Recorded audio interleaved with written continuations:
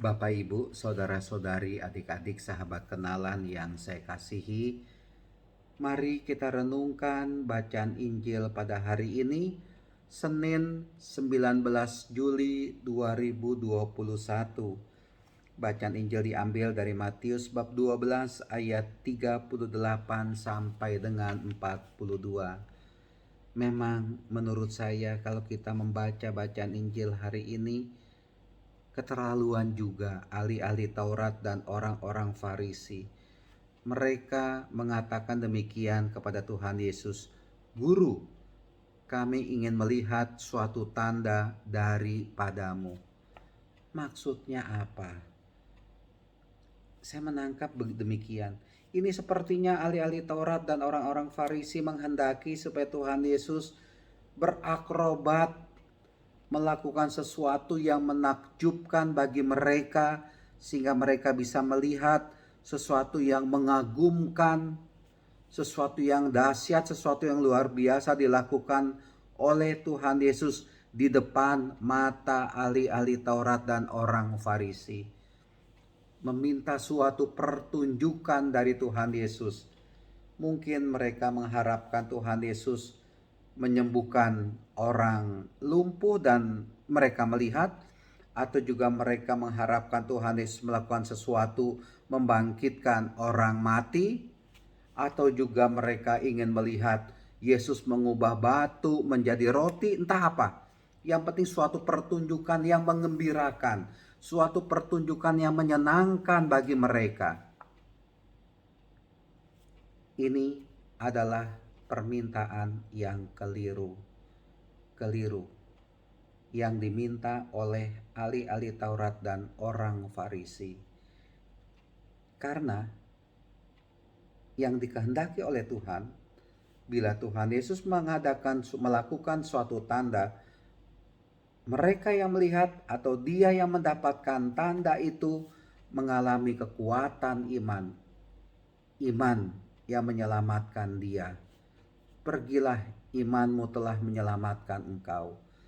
Jadi segala apa yang dilakukan oleh Tuhan Yesus sebagai tanda kasih Allah kepada manusia, itu semata-mata mengajak manusia untuk beriman, percaya kepada Allah Bapa.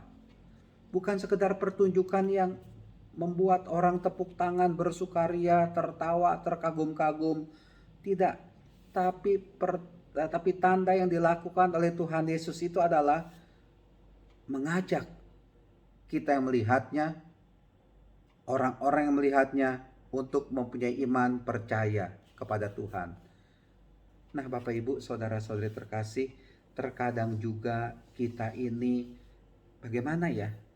Meminta seperti halnya orang-orang Farisi dan ahli Taurat ini meminta kepada Tuhan Yesus yang kadangkala kurang lebih sama seperti itu.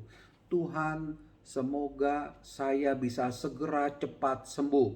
Maka kita bersukacita karena dengan seketika saya sembuh.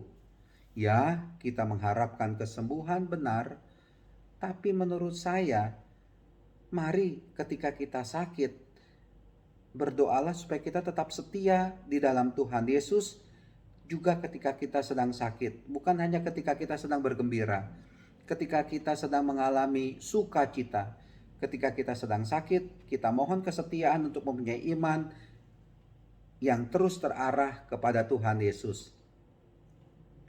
Tuhan, saya berharap supaya saya yang bekerja di kantor A, maka saya bisa menjadi pemimpin di kantor A tersebut. Ya, silakan saja kita berdoa demikian. Tapi kalau kita nggak punya kualitas, ya susah juga. Ya, seolah-olah kita memaksa Tuhan supaya Tuhan menjadikan saya pemimpin, sebagai manajer, sebagai direktur katakanlah. Padahal saya nggak punya kemampuan untuk seperti itu. Bukankah itu kita memaksakan suatu kehendak kepada Tuhan yang sama seperti ahli Taurat dan orang Farisi ini minta kepada Tuhan Yesus? Udah, kalau kita bekerja, bekerjalah dengan penuh sukacita, bekerjalah dengan penuh semangat baik, bekerjalah dengan benar, bekerjalah dengan semangat kerjasama yang baik dengan orang lain, dan jangan memaksakan kehendak kita kepada kehendak Tuhan, dalam Tuhan, kepada Tuhan. Kadangkala manusia itu suka memaksakan kehendaknya kepada Tuhan tanpa kita sadari.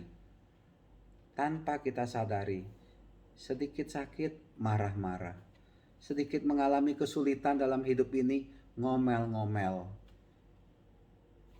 Susah naik pangkat, susah naik kedudukan, kecewa sama Tuhan.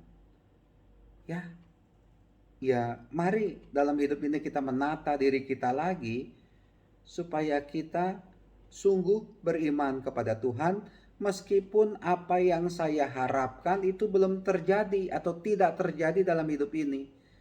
Yang penting saya beriman, yang penting saya percaya, yang penting saya menyerahkan diri saya kepada Tuhan. Dan biarlah meskipun saya tidak melihat tanda, yang Tuhan kehendaki adalah saya percaya. Dan Tuhan pasti itu memberi tanda kepada kita sekalian. Kalau kita membuka mata kita akan melihat tanda-tanda dari Tuhan yang begitu luar biasa. Udara yang berhembus, yang kita hirup, itulah tanda kasih dari Tuhan. Makanan, buah yang kita makan, itulah tanda kebaikan Tuhan kepada kita sekalian. Banyak Tuhan berbicara. Yang penting adalah mari kita membuka hati kita, membuka diri kita, melihat tanda yang dilakukan oleh Tuhan sebagai ungkapan kasih-Nya kepada kita, dan kita tanggapi dengan iman percaya kita kepada Dia. Tuhan memberkati kita semua. Amin.